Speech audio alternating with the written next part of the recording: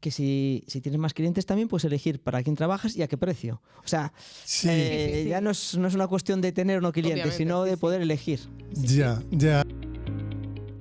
Hola, somos Juan Diego Pereiro y Paula Vázquez, y esto es En Beta Permanente, el podcast en el que damos voz a emprendedores y proyectos empresariales de A Coruña. En cada episodio exploramos el ecosistema emprendedor local a través de conversaciones con quienes están impulsando proyectos innovadores.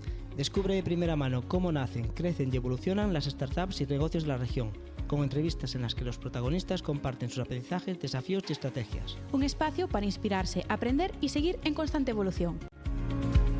Grabamos este podcast en el Coworking Pazo de Arenaza, un espacio público y gratuito que forma parte de la red de espazos de trabajo de la Deputación de A Coruña y busca impulsar el emprendimiento y empleo bajo el paraguas del PEL.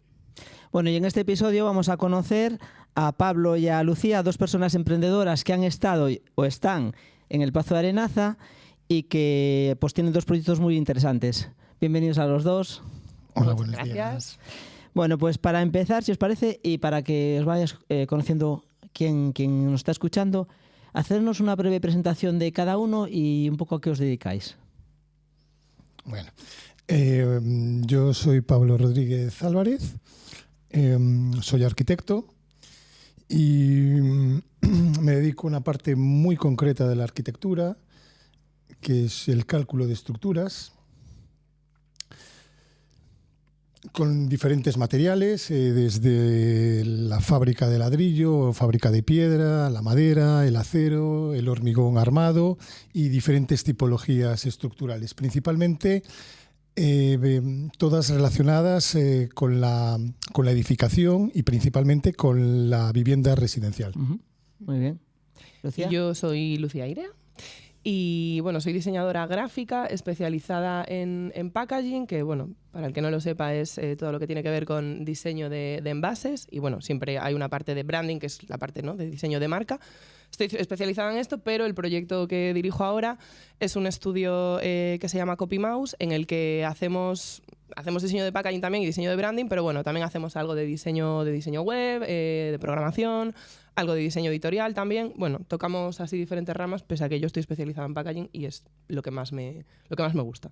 Bueno, yo para adelantar, esa Lucía es la persona que ha estado en el Pazo de Arenaza, que ha estado 4 años, ¿no? Es que no me acuerdo ahora. Sí, yo tengo muy mala memoria, pero creo que estuve, sí, como la primera fase de preincubación fueron muy poquitos meses, no recuerdo, yo creo que no llegué ni al medio año. Y después ya la siguiente fase de incubación, que sí que la agoté. Y Pablo, que está actualmente aún en el Pazo como coworker. Uh-huh. Y bueno, vamos a empezar un poco por el principio, ¿no? Pablo, ¿cómo surgió la idea de tu proyecto? ¿Cómo decidiste, venga, voy a empezar a hacer esto? Sí. Bueno, esto ya fue hace muchos años. Durante mi etapa como estudiante en la carrera, pude comprobar que la carrera de arquitectura tiene como 3 grandes patas, ¿no?, sobre las que se soporta.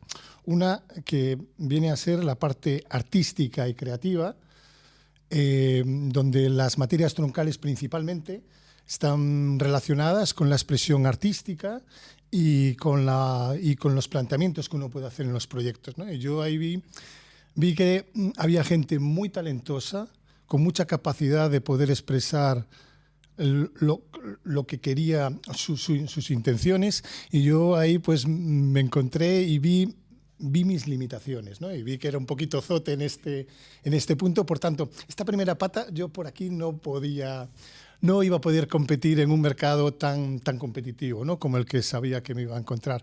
Había otra de los que se fundamenta la arquitectura, que es la parte humanística, en la que uno, bueno, pues tiene unos conocimientos profundos de la historia del arte, de la historia de la arquitectura, de la estética, que está muy bien y es mucha cultura la que te aporta, pero difícilmente yo veía que de aquello se iba a poder comer en un futuro, ¿no?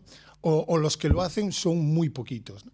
Entonces, y ya solo me quedaba una parte que era la más técnica, ¿no? Y es la que está relacionada con las instalaciones y con las estructuras. Y dije yo, bueno, vamos a ver. A mí los números nunca se me han dado mal del todo, entonces...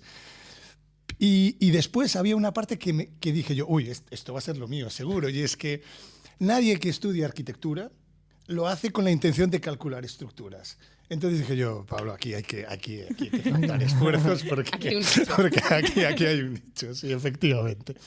Pues nada, pues viene de ahí un poco esta lección. Muy bien, y Lucía, ¿tú? Pues yo, o sea, lo que tiene que ver con la parte más de packaging, que digamos que es lo que a mí más me apasiona, la verdad es que yo he dado como muchas vueltas en la vida, pero es verdad que este como amor por el packaging ya lo empecé como a sentir un poco durante la carrera, porque tuve una asignatura justo especializada en esta materia y habíamos hecho un proyecto de botellas de vino. Y desde entonces yo me medio obsesioné con el diseño de botellas de vino, pero obsesión pura. Y de hecho me fui a Burdeos con una beca que me dieron durante 3 meses a trabajar. No iba a trabajar en vino, pero justo el estudio que estaba en la misma oficina donde yo trabajaba, había un tío que se dedicaba única y exclusivamente a diseñar botellas de vino y de champán. Y a mí me parecía la panacea aquello. Yo decía, yo quiero ser esto, yo quiero hacer esto. Y de repente un día dije, bueno, voy a buscar qué formación hay relacionada con esto. Y bueno, al final encontré el máster de packaging que hice en el ISABA en Barcelona y recuerdo hablar con la directora antes de hacer el máster, bueno, para que me explicase un poco cómo era la formación y demás. Y me decía, pero te veo muy obsesionada con el tema del vino, ¿no? El mundo del packaging es muy amplio y efectivamente, o sea, una vez empecé a hacer el máster, empecé a encontrar un montón de cosas relacionadas con el, pues desde cosmética, sí, obviamente bebidas también, pero productos ecológicos, bueno, al final hay un montón de, ¿no? Productos gourmet, bueno, hay un montón de campos dentro del mundo del packaging y bueno, y ahí terminé de enamorarme. Y es verdad que a día de hoy no me dedico todo lo que me gustaría al packaging, sí que estoy haciendo ahora un proyecto muy grande de pack, por ejemplo, pero bueno, voy haciendo mis cosillas, voy intercalando. Y el momento este de montármelo así un poco por mi cuenta, que al final fue una especie de unión con otra gente, ¿no? Al final. Pero bueno, yo sí que entré aquí realmente en el Pazo un poco con la idea de pues me lo voy a montar por mi cuenta, cosa que nunca había querido yo, pero bueno, es verdad que otro compañero, Ushio, me animó un poco, oye, venga, ¿por qué no lo intentas? Y yo estaba en un momento, en el que justo me acaban de echar de un trabajo y bueno, en ese momento, pese a que mi idea era montármelo 100% por mi cuenta, me surgieron otras oportunidades de colaboración. Y bueno, y así estoy ahora a día de hoy en el estudio. Muy bien. Como social. Pues que me has adelantado ya la pregunta que tenía, pero está bien, porque ahora ya no te la pregunto a ti, solo se la pregunto a Pablo. ¿Y qué es? Pues es un poco ¿por qué te decidisteis, Pablo, a trabajar por cuenta ajena? Ya ella nos aclaró, incluso impulsada por un amigo. En tu caso, vale. Por cuenta propia, perdón, o sea, con un proyecto propio. No, pero bueno, la pregunta no estaba mal hecha porque yo empecé por cuenta ajena. De hecho, estando en la carrera, antes de terminar, pues había una opción de convalidar ciertas asignaturas o ciertos créditos a través de unas prácticas en un estudio de arquitectura que estuviera. Y bueno, me incorporé a un estudio de arquitectura grande en La Coruña y allí durante un año estuve haciendo prácticas ya relacionadas en su momento con el diseño y cálculo de estructuras. Transcurrido ese año, yo estaba en ese momento cada vez más metido en el estudio y echaba más horas y más involucrado. Y estudiar y trabajar, a mí particularmente me resulta una misión muy difícil. A mí particularmente. Hay gente que tiene esa capacidad, pero yo no. Y entonces me tuve que sentar un día con el arquitecto jefe y decirle, exponerle mi situación, que estaba encantado, que muchísimas gracias por todo, que cualquier cosa que yo en ese momento tuviera que dejar y necesitasen que la cerrase, pues sin ningún problema lo cerraba, me incorporaba temporalmente, pero que era necesario que terminara la carrera. Entonces, me fui, terminé, antes de terminar incluso ya con el proyecto, un año transcurrido, me llamaron para preguntarme si estaba interesado en reincorporarme y yo acepté. Esto fue en el 2007.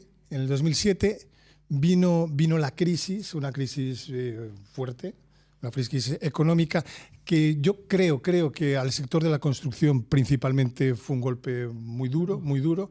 El estudio ahí se quedó débil, pero continuó.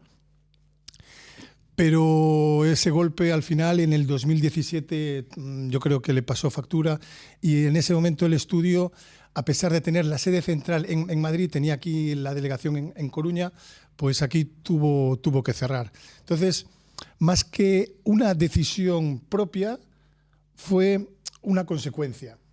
Cierra el estudio y entonces pues no me queda otra que decir, bueno, y aquí en medio del río, ¿ahora qué sabes hacer? Pues dedicarme a lo que había hecho durante todos esos años, el cálculo y el diseño de estructuras, con la suerte que el estudio que cerró pues volvió a contactar conmigo y bueno, nos conocemos, ¿no? Yo conozco sus defectos y todas sus virtudes, que son muchísimas, y ellos conocen todos mis muchísimos defectos y los aceptan.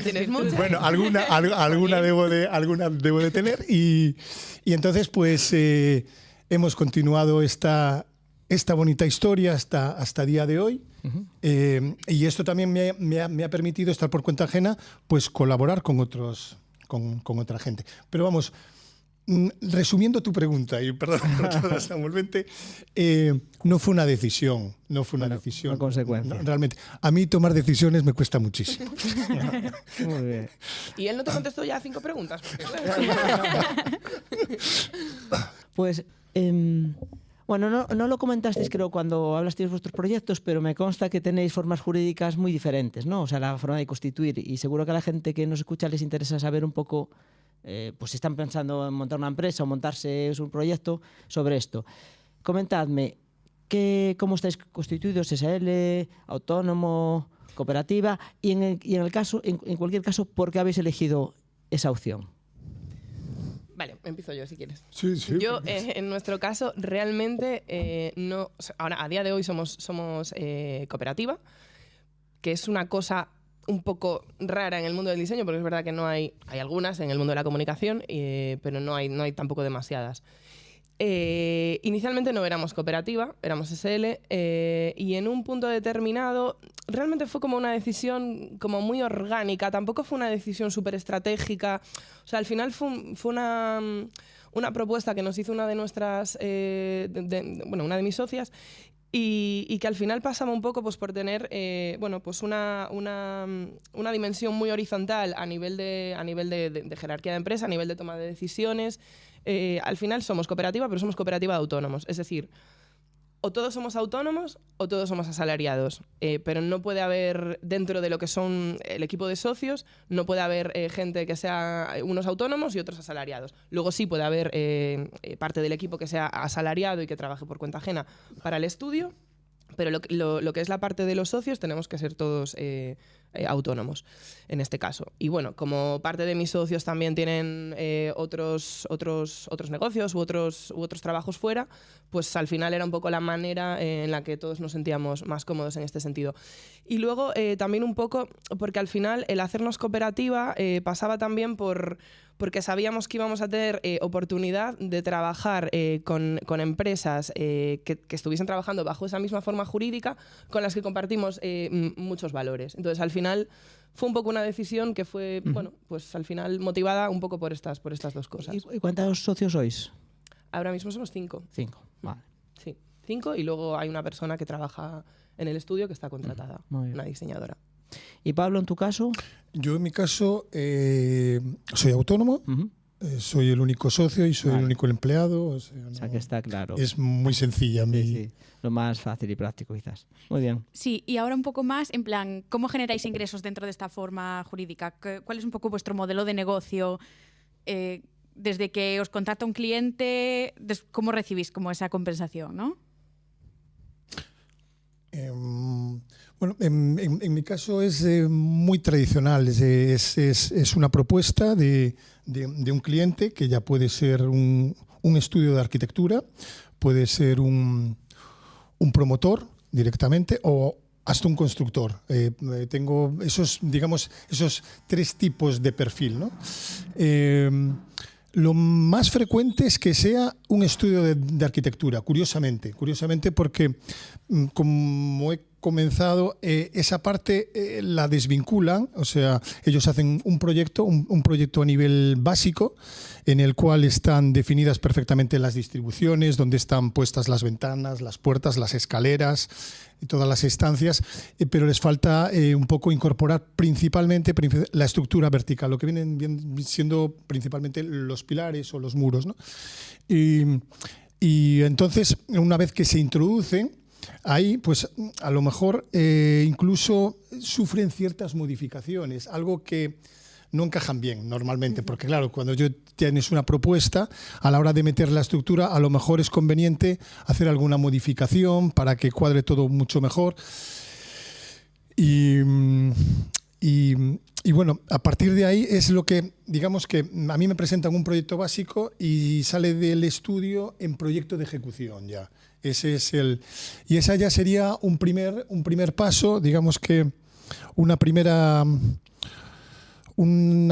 parte de mi trabajo, porque después en obra muy probablemente haya modificaciones, haya cambios, haya imprevistos, porque no es lo mismo, imagina, pues una obra nueva que una rehabilitación con lo que realmente tú a lo mejor te puedes encontrar después, que te podías a lo mejor soportar sobre un elemento que después no ofrece las suficientes garantías, entonces tienes que modificarlo.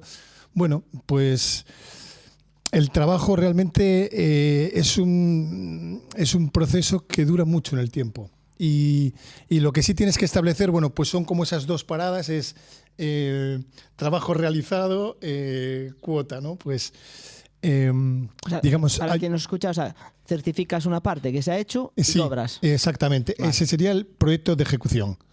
Esa es una primera parte. Y después, cuando comience la obra, pues durante la dirección de obra ahí ya pues es un poquito, digamos que más imprevistos, ¿no? Pero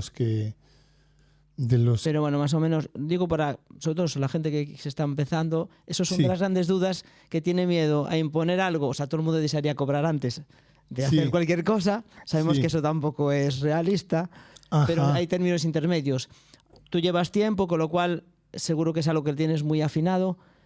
Como ese tipo de trabajo que es un poco imprevisible, la duración o el alcance total, ¿cómo se factura al final o sueles acordar pagos intermedios para...? Claro, bueno, lo primero que te piden es un presupuesto, ¿no? En base a que, bueno, oye, ¿cuánto es el diseño y el cálculo de esta vivienda? Pues es tanto, ¿vale? Y este precio acordado va a ser cuando te entregue el proyecto de ejecución en mano, con su memoria, con sus documentos, con sus cálculos y sus planos.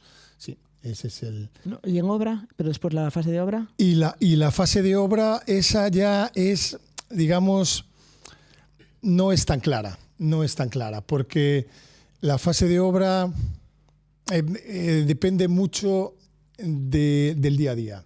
Vale. Del día a día, sí. Es más... Y Lucía, ¿y tú? Pues nosotros realmente tenemos como dos maneras de trabajar dependiendo un poco de la situación y de las posibilidades de cada proyecto. O sea, a veces trabajamos... normalmente esto es para cosas pequeñas, pero bueno, se han dado casos de proyectos más grandes que los hemos hecho así. Es decir, a veces trabajamos a través de bolsas de horas, básicamente porque hay proyectos en los que es imposible acotar de manera bastante exacta... sobre todo para no salir perdiendo y no perder mogollón de horas o perder mogollón de dinero, porque ha pasado. Y quiero decir, a base de prueba-error, hemos pasado por momentos en los que hemos perdido pasta, pues porque sí, pues por presupuestos o mal calculados o por intentar no perder un proyecto, intentar ajustar al máximo y demás. Entonces, ahí siempre intentamos establecer como un diálogo con el cliente. Es decir, hay clientes que vienen con presupuestos muy cerrados y presupuestos muy justos y directamente te dicen, oye, mira, yo dispongo de esta pasta, ¿hasta dónde podemos llegar con las necesidades que yo tengo? Acotemos, ¿sabes? Porque a lo mejor si me reduces 7 aplicaciones de las 20 que yo quiero hacer, bueno, pues me puede valer para ir tirando y podemos reducir precio.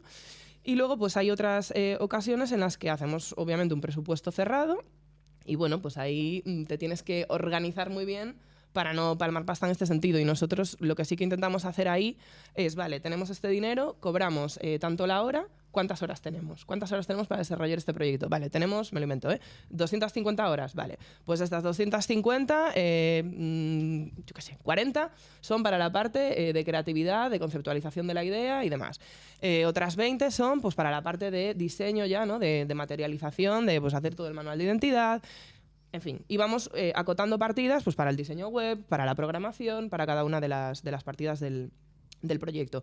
Y lo que sí que hacemos, y a día de hoy, salvo excepciones muy contadas de proyectos a lo mejor muy pequeños o de clientes con los que llevamos un montón de tiempo trabajando que dicen, oye, pues necesito hacer una revista. Bueno, pues se hace la revista y se cobra porque ya se sabe cuál es la dinámica de trabajo con ese cliente y se sabe que no va a haber ningún problema, ¿no? Hay una confianza al final. Pero si son proyectos ya de otra envergadura y todavía no tienes una relación previa con ese cliente, siempre vamos por fases. Y siempre cobramos por adelantado una parte. O sea, siempre intentamos...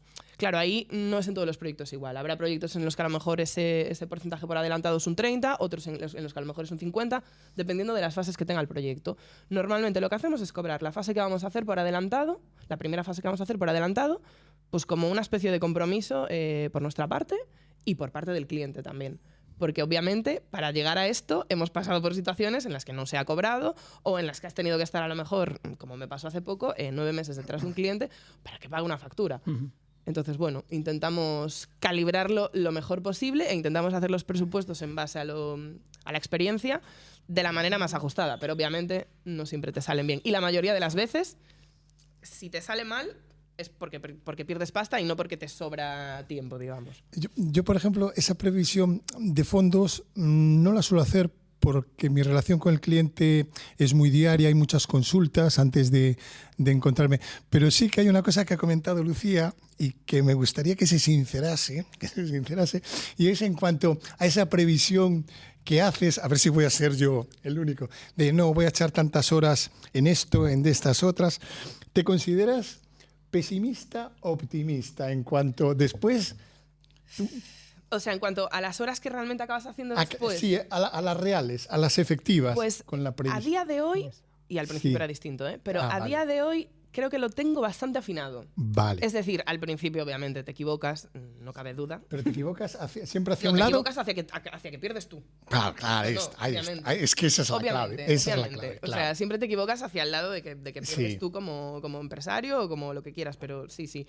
Pero a día de hoy es verdad que yo lo que suelo hacer es siempre intentar coger un proyecto que a mí me parezca relativamente similar y decir, vale, pues en este proyecto que era más o menos de la misma envergadura y que las funciones eran aprox las mismas, ¿cuánto dedicamos? No cuánto destinamos inicialmente, sino cuánto finalmente dedicamos. Porque a lo mejor me equivoqué. Vale, 40 horas a esto, 30 a lo otro, y ahí hago un poco la estimación.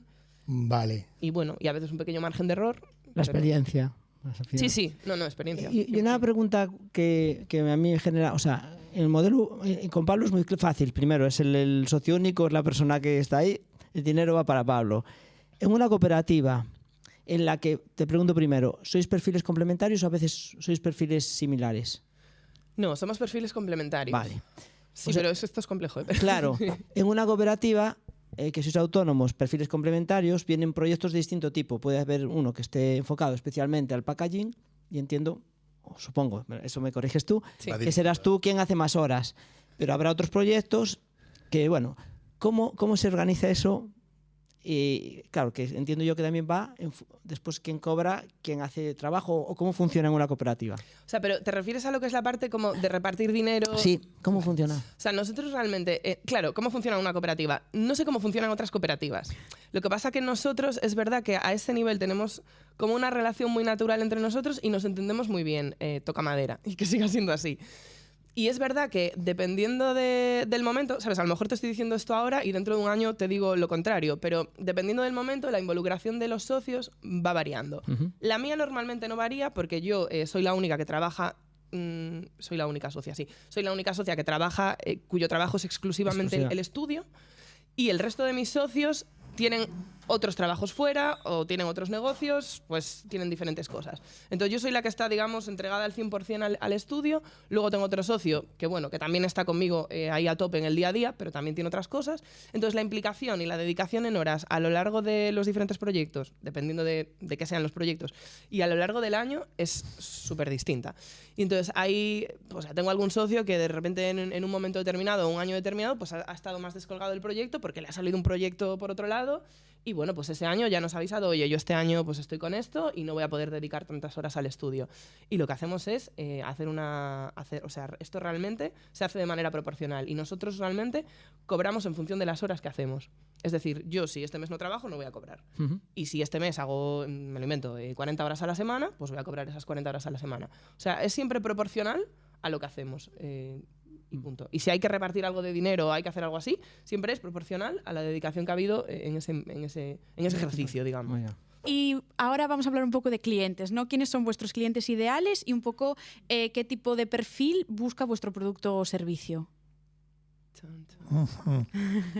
Yo, más que clientes, para mí el cliente es el proyecto. Ya sea una torre, ya sea una cimentación de pilotes, ya sea un muro de contención.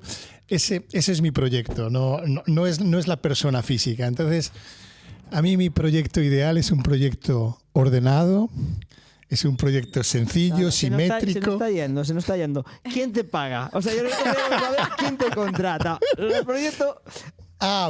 ¿Quién me contrata?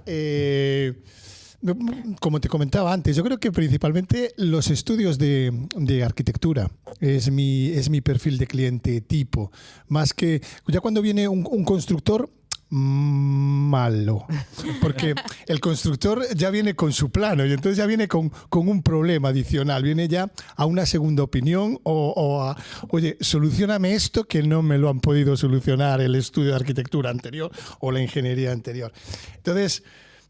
También es cierto que yo ese cliente ya lo recibo un poco escorado. ¿Entiendes? Porque digo yo, bueno, si esto tenía su dificultad, ¿por qué no viniste de primeras, no? Entonces yo esos proyectos ya los miro un poco con recelo, lo reconozco. Pero mi cliente ideal es un estudio de arquitectura que asume y dice, oye, esto que lo haga gente competente en la materia, ¿no? Ese es mi...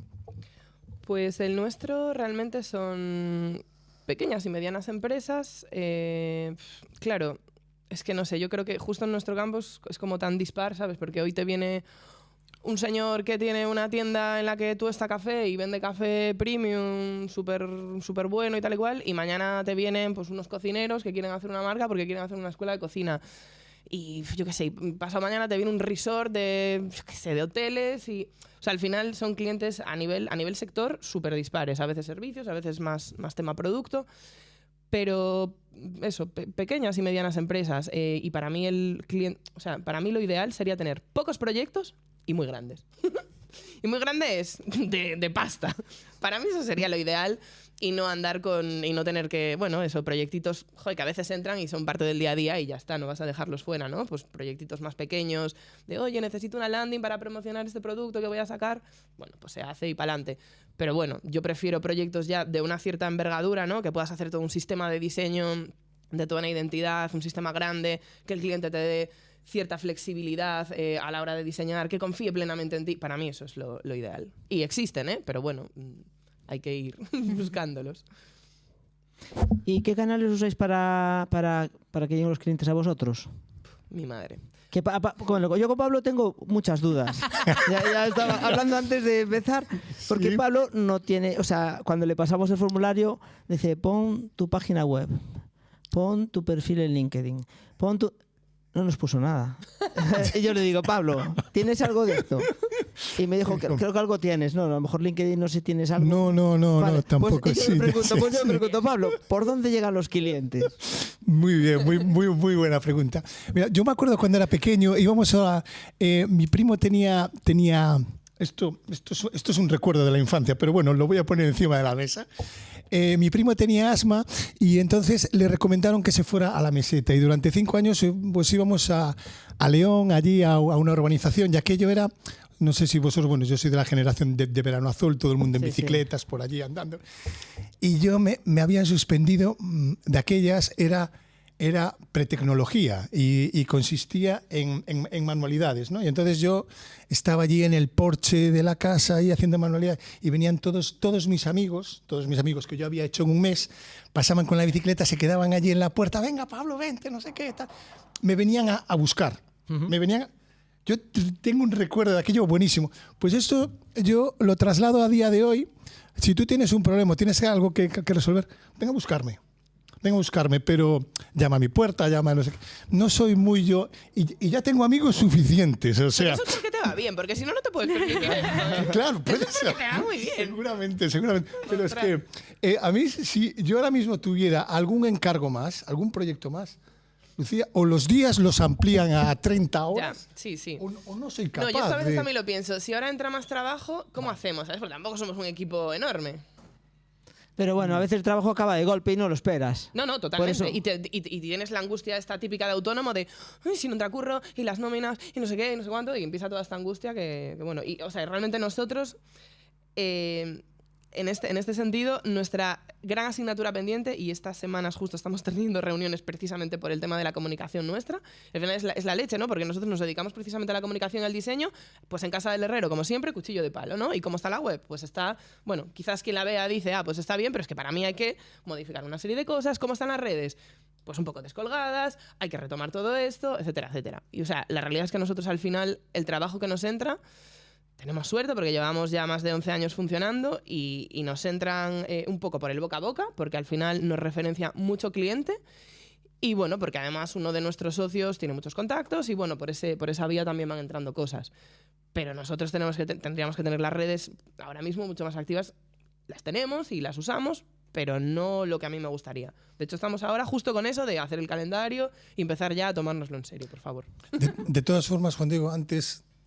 hablando en la tramoya, me comentabas que más que casi a día de hoy, como de estrategia, ¿no? Claro, Al futuro. Ahí sí que tengo que reconocer que muy posiblemente tengas razón, así que retomaré el tema. Cuando tu primo ya no esté o no te haga caso, pues claro. a ver a dónde vienen nuestros amigos, ¿no? Exactamente, sí. Sí, porque luego la puerta fría es muy dura también. Ir a puerta fría es... No, yo le ponía el ejemplo, quizás como la gente que trabaja por cuenta ajena, cuando dice LinkedIn, yo para qué lo quiero, y a los 10 años de estar en una empresa se encuentra en el paro con 40 y pico y que empieza a querer tener un LinkedIn en el que tenga gente, digo, claro. Pues ahí empieza a trabajar ahora. Claro. Eso hay que ir haciéndolo. Claro, Pues eso hay un que ir poco poniendo la parecido, ¿no? semillita Ya. poco a poco. Con una inversión medida, porque la necesidad no existe, como dices tú ahora mismo, pero Sí, Puede existir, pero puede obviamente. existir. ese Sí, punto sí. de vista no lo tenía y me gusta esa perspectiva. bueno, sí, y si sí. no también hay otra cosa, ¿eh? Digo yo, y tú que de comunicación, que si tienes más clientes también puedes elegir para quién trabajas y a qué precio. O sea,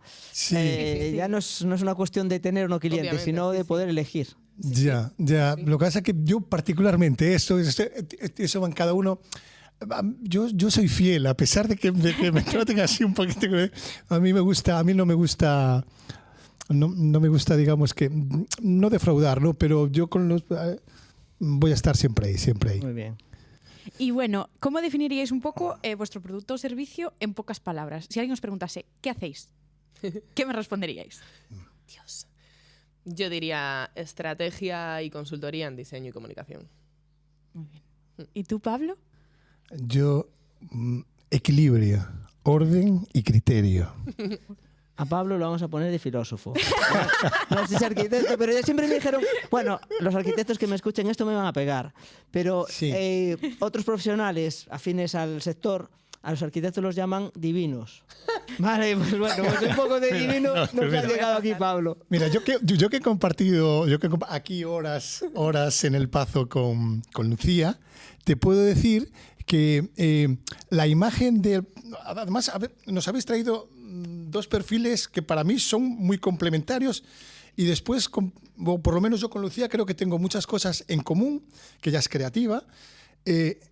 Yo he descubierto, Lucía, yo puedo decir de ella que es metódica. La primera en llegar al Pazo era ella. O sea, parece que eso de creativo, coges abuela pluma o una servilleta y tienes la idea feliz, ¿no? No. Naranjas de la China. Por tanto, eso de que yo aplico en mi trabajo orden, seguramente, bueno, con toda seguridad te digo que lo tiene. Criterio también lo tiene. Y equilibrio ya, bueno, eso ya, yo lo necesito, una vivienda que no tenga equilibrio. Pero sí que es verdad esto que dices, que a veces es como que las profesiones liberales, que les llaman, o profesiones creativas, parece que es como, creación, me viene la idea. Sí. No, o sea, la idea viene con una metodología muy estricta realmente, que es pues un proceso de investigación, que es echar horas y horas y horas intentando entender las necesidades del proyecto, claro. Y ahí se da el eureka, pero es que para mí no es un eureka, para mí es un, bueno, es el resultado, es la consecuencia, de un proceso. Exacto, es la consecuencia directa de todo el proceso que llevo detrás. Muy bien, ¿y qué diferencia la propuesta de cada uno de vuestros proyectos de otras propuestas? ¿Por qué os contratarían a vosotros o a vuestro estudio y no a otra persona? ¿Pablo? Muy bien, me gusta la pregunta, me gusta. Pues mira, yo creo que aporto algo a los planos de estructuras que suelen ser muy ásperos y no son nada agradables a la vista, porque están llenos de números y no se entienden, pero normalmente yo a esos planos les aporto, digamos que,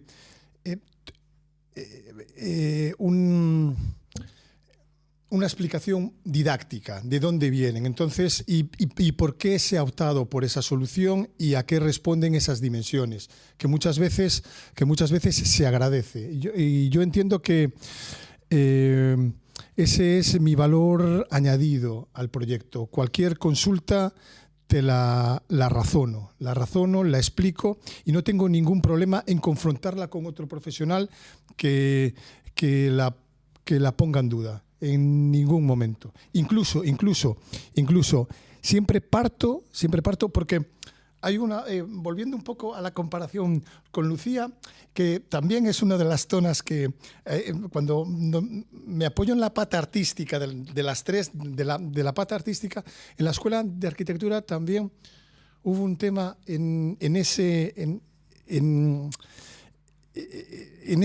esa componente que me llamó muchísimo la atención, y es que un mismo proyecto, para un tutor de proyectos, podía ser un planteamiento completamente erróneo y le llevabas ese mismo proyecto a otro tutor y le parecía una idea muy buena con la que tú podías seguir, y eso a mí la verdad me desconcertaba muchísimo y me da muchísimo desasosiego. Dicho esto, me parece muy difícil la parte creativa, porque dentro de un orden 2 y 2 son 4. Y en su terreno eso es muy difícil a veces de mantener, muy difícil. Digo, entiendo yo lo que es, quito de lo que has comentado, me quedaría que tú, generalmente tus clientes, que además dices que vuelven y tal, es confianza y no sé si transparencia, pero porque a veces pasa en los trabajos técnicos que no te queda otra que fiarte de lo que te digan y tal. Porque tú no tienes ni idea. Y al final, si lo haces desde ese punto de vista didáctico y aún por encima, o sea, lo transparente, claro, pues claro, sabrán que lo que Pablo propone es viable, es tal, porque sí, es la mejor solución. Sí, de hecho, disculpa porque lo dejaba, a veces hay soluciones que son complejas, y cuando digo complejas es que acaban siendo costosas, pero es porque el planteamiento ya es difícil. Entonces yo no tengo ningún problema en confrontar con otro profesional esas soluciones. Incluso a mí me encantaría, siempre me encanta y siempre es algo que digo, oye, ojalá esté equivocado y encuentre otra solución, alguien me pueda ofrecer otra solución, porque es una manera de aprender. Porque a lo mejor estoy cerrado y me está abriendo los ojos a una solución que yo desconocía, y a partir de ahora la incorporo también a mi metodología, a mis conocimientos, ¿no? Es un poco... Sí. Y Lucía, ¿a vosotros? Pues en nuestro caso, la metodología y como parte de esa metodología, eso que nosotros llamamos workshops, que al final no dejan de ser talleres que hacemos directamente con los clientes. Y la idea de esos talleres, claro, son talleres que se hacen siempre a medida, en función de las necesidades de cada proyecto, y que lo que hacen es trabajar en la parte estratégica del proyecto, obviamente basándonos en necesidades y objetivos, para poder en esas sesiones, que suelen ser unas sesiones, a veces son presenciales y a veces online, dependiendo de las posibilidades, de la situación, que son unas sesiones de aproximadamente 2 horas y media, 3, bueno, las hemos hecho de 4 y pico, dependiendo de todo lo que haya que abordar.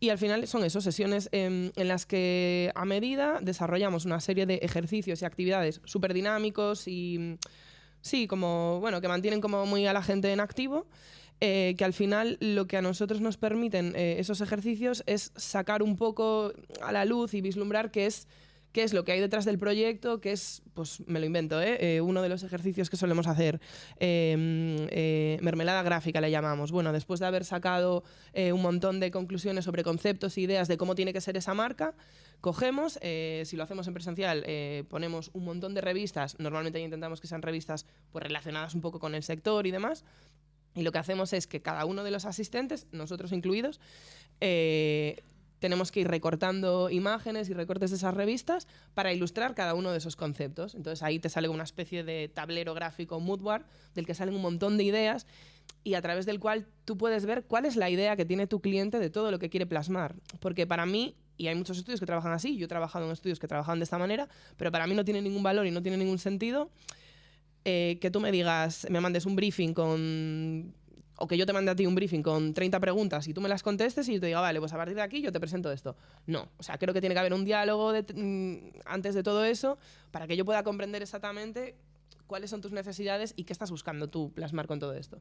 Entonces, para mí, en nuestro caso, sería un poco nuestra metodología y como parte principal de ella, estas sesiones que hacemos para abordar la parte estratégica de los proyectos. Yo entiendo que esa parte aparte seguramente se ha convertido en clave ya no solo para sacar algo que le interesa al cliente y acertar antes, sino evitar tener 20.000 intentos. Efectivamente. Y esto sí, pero como no sé pero tampoco a la vez no sé lo que quiero, esto no me gusta, o sea, es un me gusta, no me gusta casi. Efectivamente, o sea, y al final esto, y están muy pautados los proyectos en este sentido, es decir, y cuando se presupuesta se hace y se explica así, fase 1, workshop.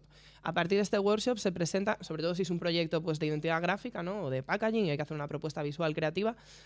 Fase siguiente, te presento un tablero gráfico, un moodboard, en el que yo te voy a presentar, pues dividido en varios sectores, tipografía, color, fotografía, yo qué sé, formas, cuáles van a ser, o sea, voy a poner unas imágenes de referencia de proyectos que ya existen, pero que a mí me permiten esas imágenes ilustrarte cómo yo me estoy imaginando el universo gráfico que va a definir tu proyecto. Si tú me apruebas ese moodboard, seguimos hacia adelante. Si tú no me lo apruebas, pues habrá que revisarlo. Y así con cada una de las fases. ¿Apruebas la marca? Vale, aprobamos la marca y seguimos.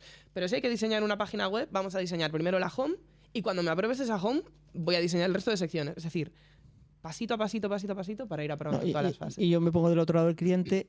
Claro, el cliente también va pasito a pasito va viendo, hostia, va bien. Sí. O sea, va afinando y tendrá la sensación de que se va a llegar a un tiempo determinado con algo que le va a gustar. Y que el cliente además se siente, y es real, que forma parte. O sea, yo tengo clientes que me han dado las gracias por hacerles tan partícipes del proceso, porque al final, pues se sienten que es suyo, y es que es suyo. Que su marca, es suyo. Y es que tiene que ser suyo, y es que el que se tiene que sentir definido con la marca es él, no nosotros. Sí. Entonces, bueno, es un poco la intención. Y bueno, emprender es un poco una montaña rusa, ¿no? ¿Cuál creéis que ha sido uno de los retos más grandes en los que habéis vivido con vuestro proyecto? Ya puede ser con algún cliente o a la hora de montar el proyecto. No sé, es que para mí, o sea, una de las partes más complicadas, aunque parezca una chorrada, y es lo que decía antes, es la parte la parte más comercial, la parte más de... Es que me hace gracia que yo, que trabajo en comunicación, diga esto, ¿no? La parte como más de comunicación. Pero para mí es la más difícil, no tanto por no saber cómo hacerla, sino por sacar ese tiempo y esa motivación para hacerla cuando estás resolviendo ese problema para el resto del mundo todo el rato. Y a mí eso es una de las cosas que más cuesta arriba se me hace. Y por eso, o sea, llega un punto en el que nos sentamos el equipo en plan, oye, hay que sacar esto adelante y lo hemos intentado un montón de veces y parece que nunca arrancamos, hay que buscar otra estrategia. Y entonces ahora estamos probando con otra, ¿no? O sea, es luchar un poco contra la inercia, quizás. Sí, para mí es una de las partes pues sí, más complicadas, este punto de, vale, venga, hay que intentar captar clientes nuevos, más en la línea de este proyecto que nos ha salido, que nos ha encajado un montón y que nos ha gustado un montón como ha salido para adelante, vale, pues aquí nos queremos centrar, venga, vamos a por ello. Para mí eso es de las cosas más tediosas y que más sin vivir me generan en el día a día. Sí. Pablo. Vale, bueno, yo antes de hablar de mí, que lo veo muy difícil esta pregunta, pero porque va a ser una respuesta muy genérica, me gustaría recordarte una situación que yo creo que también que tú aprendiste interiormente y además evolucionaste mucho. Y es que cuando uno comparte trabajo o tiene que confrontar trabajo con otro, y volviendo al punto anterior, que 2 y 2 en mi trabajo, entre comillas, porque no siempre es 4, que ahí está el matiz, en su trabajo es mucho más difícil.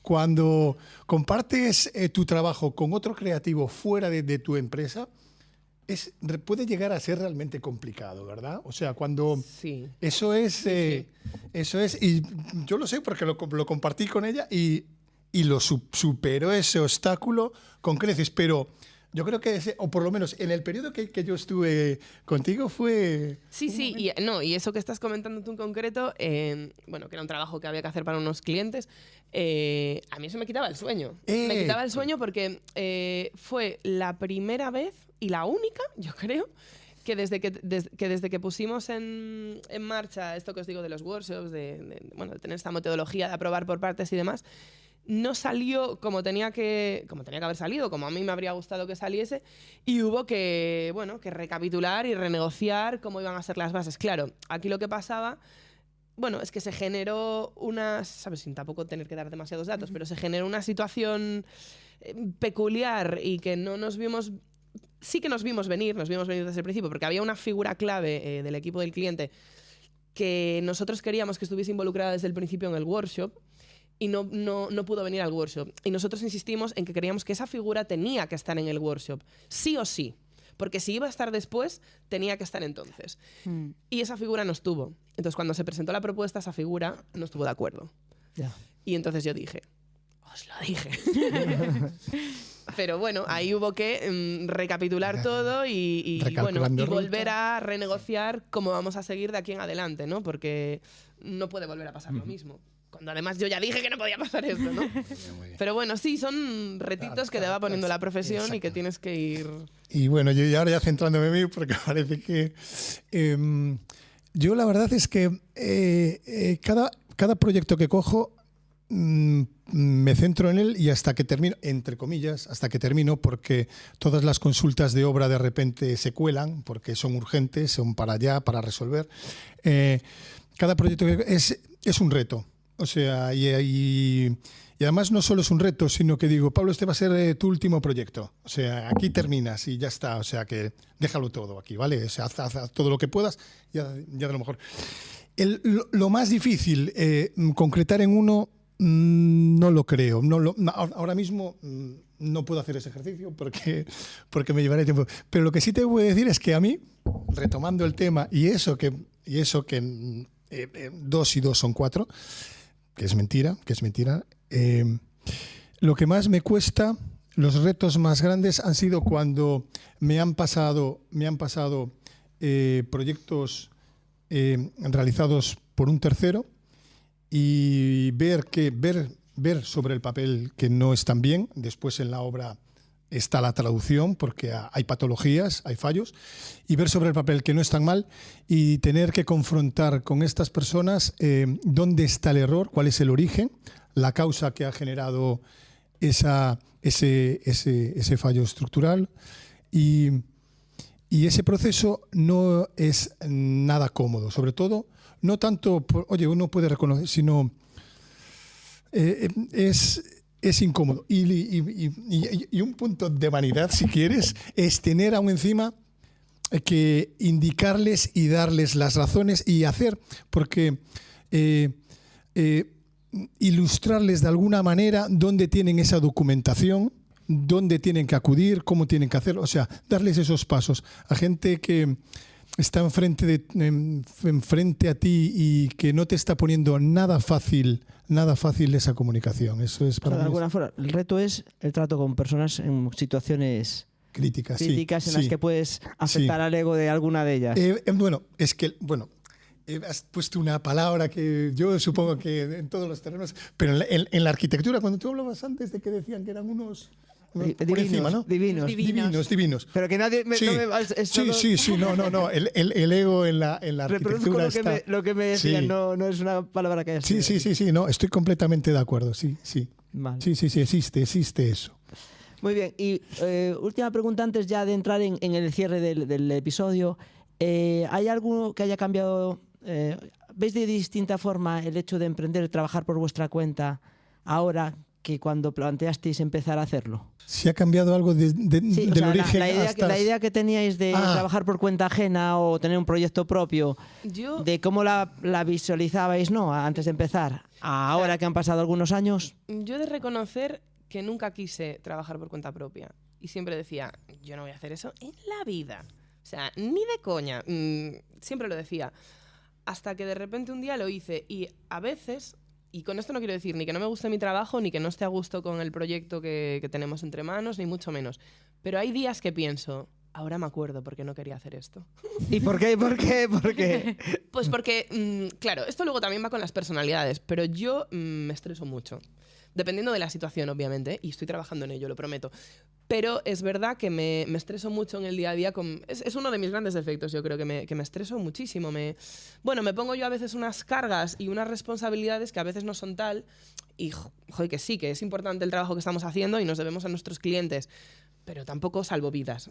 Ya. Es decir, hay que intentar, relativizar un poco y entender hasta dónde llega la responsabilidad de cada uno. Lo más es casi una gestión emocional, o sea, contigo misma, porque seguramente es un trabajo de psicólogo. siendo responsable, trabajarías por cuenta ajena y dirías lo mismo, Sí, es mi pero responsabilidad. yo no me estresaba tanto ahí, porque al final yo cogía el fin de semana, me iba con mis bártulos a mi casa y ya está. Y ya está, a día de hoy no. O sea, yo recuerdo cuando trabajaba por cuenta ajena que llegaba al estudio y a veces le decía a mi compañera, tía, no me acuerdo de lo que estaba haciendo el viernes antes de irme, ¿sabes? O sea, no sé lo que estaba haciendo porque realmente me fui de aquí y me olvidé de todo. A día de hoy no me pasa. O sea, a día de hoy yo me voy a mi casa y sé perfectamente lo que tengo que hacer el lunes, el domingo por la noche estoy ya revisando la agenda, no sé qué, no sé cuánto. Bueno, tiene sus cosas muy guays, que es, yo en mi caso puedo trabajar desde donde me dé la gana, me puedo gestionar los horarios responsablemente, pero como yo quiera. Bueno, tiene muchas cosas buenas, pero también tiene cosas malas y para mí una de ellas es que yo por lo menos en mi caso, no desconecto todo lo que me gustaría. 24 horas, 7 días. Sí, para mí eso es una de las peores cosas, los estreses que pero bueno, que son gestionables, obviamente. ¿Y Pablo? Sí, no, yo es completamente de acuerdo con Lucía. Eso es un tema muy personal, pero yo tengo además para mí hay un objeto que lo define todo y es el móvil. Si tú trabajas para una empresa, de hecho, yo no tenía móvil, yo tenía un fijo. O sea, yo estaba en mi sitio. Ni página web, ni LinkedIn. Oye, un fijo. Teléfono fijo. Y claro, y entonces tenías que estar en el sitio. Ya no te digo que tuvieras que estar dentro del espacio físico de la oficina. No, en el sitio para coger el teléfono. Y ahora, cualquier llamada, el estado de alerta puede ser un amigo que te llama para, oye, vamos a tomar un café, vamos a echar uno.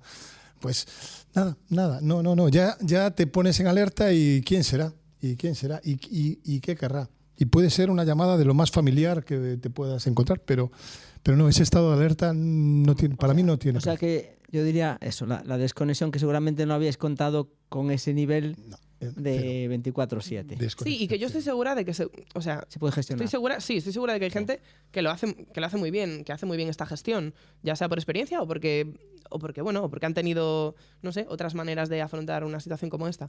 Pero bueno, para mí es uno de mis retos a superar, el no levantarme por la mañana ya tensa, en plan nerviosilla con el glu aquí de tengo que hacer esto, tengo que hacer lo otro, O sea, yo es como que veo la montaña en vez de ir, vale, ¿ahora qué tengo que hacer? Pues desayunar, esto, no sé qué, ir a la oficina.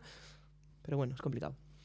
Muy bien. Y ahora un pouco para hablar del coworking, que estuvisteis por aquí por el Pazo de Arenaza. Bueno, Pablón está y tú estuviste, Lucía.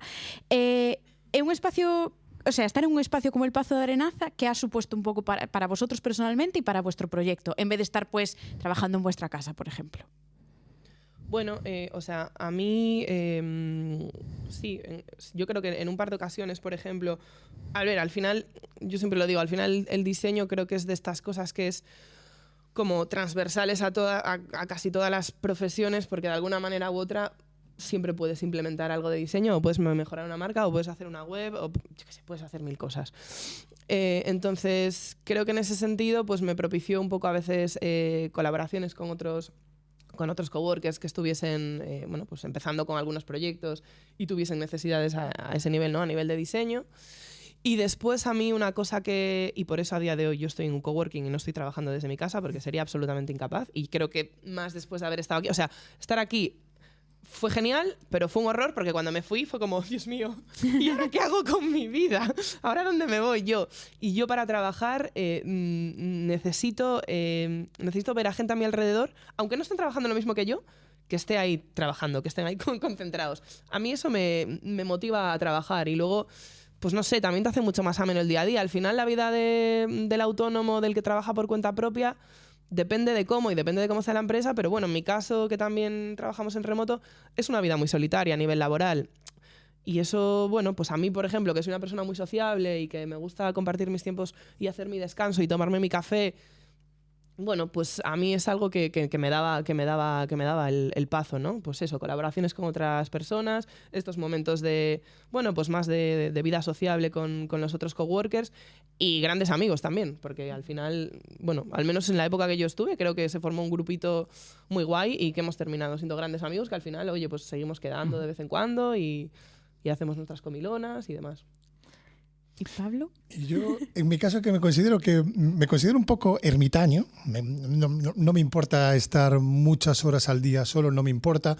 Me gusta también la vida social, pero bueno, no la necesito tanto, ¿no? Y yo con una pequeña dosis al día me llega.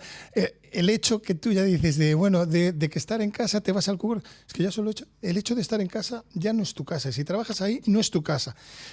Cuando te vas, vuelve a ser tu casa, recuperas tu casa. Entonces, eso para mí es súper importante, súper. Y entonces ya tienes tu espacio, sales de casa y en cierta manera ahí ya te aíslas. Y después, una de las ventajas que yo descubrí aquí en este espacio, en este Pazo, que es, bueno, que tiene unas estancias fantásticas, tiene un exterior fabuloso. Bueno, pues son, entre otras cosas, principalmente lo que más me agrada son las horas del café.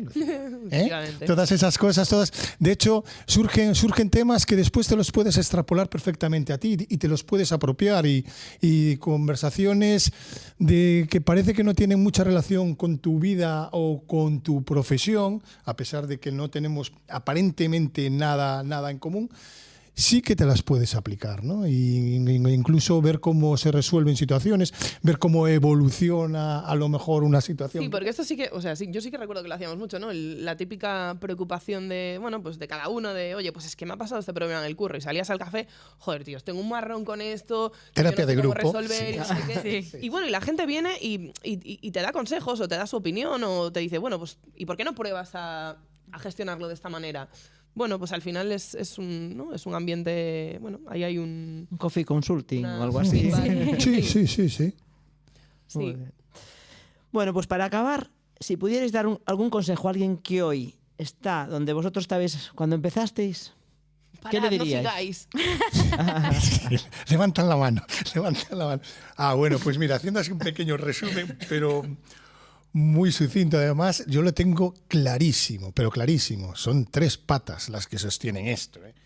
La primera, que te guste mucho lo que vayas a dedicarte y a lo que te vayas a apostar. Mucho te tiene que gustar. La segunda, documentarte mucho, muchísimo y sin parar, constantemente. Y la tercera y última, y clave, echarle muchas horas. Muy bien. Eso hay que decir muchas. Y Lucía, en tu caso. Pues yo, me cuesta un poco contestar a esta pregunta. Pero quizás lo más importante, porque o sea, tantos. Hacía de broma esto de parad, no lo hagáis, y una parte de mí realmente lo piensa. De verdad, o sea, una parte de mí, y siento decir esto porque es como muy agorero, pero sí que es verdad que una parte de mí, pues, tiene este sufrimiento en el día a día. Obviamente, no paréis, seguid con ello y con vuestra ilusión y a tope pa'lante. Pero, y seguramente esto que voy a decir es porque a mí es una de las cosas que más me cuesta organizar muy bien. En plan, que la gente se organice muy bien, no sé, que tenga sus agendas muy bien estructuradas, sus timings diarios muy bien estructurados. O sea, para mí una de las mejores y de las peores cosas de trabajar por cuenta propia son los horarios. Es decir, para mí es la leche poder elegir mis horarios, pero también es muy difícil respetar esas rutinas sin que tengas nadie que te las esté imponiendo. Disciplina, ¿no? O sea, claro, disciplina, autodisciplina, si eres tú solo. Exactamente. Para mí, y a lo mejor es por cómo soy yo, pero para mí es una de las cosas como más clave en ese sentido, la autodisciplina y la constancia. Muy bien, y hasta aquí este capítulo de En Beta Permanente. Muchas gracias a Lucía y a Pablo por estar aquí hoy con nosotros, y muchas gracias también al Pazo de Arenaza por permitirnos grabar en este espacio. Recuerda que si vives en la provincia de La Coruña, quieres comenzar o acabas de comenzar con tu proyecto emprendedor, tienes a tu disposición la red de espazos de trabajo de la Diputación da Coruña, que de forma completamente gratuita te ofrece servicios y espacios para trabajar. Si quieres más información, visita redecoworking.pel.gal. Hasta la próxima. Recuerda que si vives en la provincia de A Coruña y quieres comenzar o acabas de comenzar con tu proyecto emprendedor, tienes a tu disposición la red de espacios de trabajo de la Diputación da Coruña, que cuenta con 11 espacios de coworking en diferentes localidades de nuestra provincia y desde las que puedes trabajar y desarrollar tu proyecto de forma gratuita. Si quieres más información al respecto, visita redecoworking.pel.gal. Nos vemos en el próximo episodio. Adiós.